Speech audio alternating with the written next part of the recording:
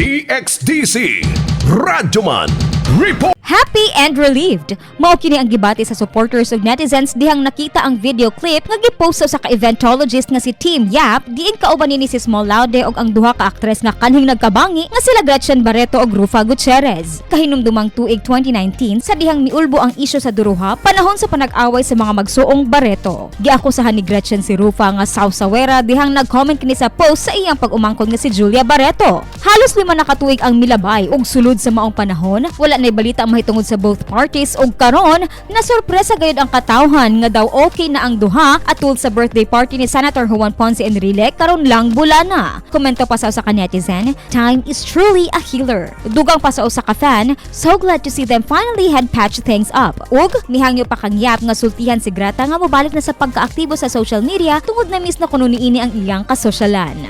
Alang sa DXDC Entertainment News, Radyoman Juna Sombito, Tatak RMN. RMN News, Diretso Balitang Metro Davao.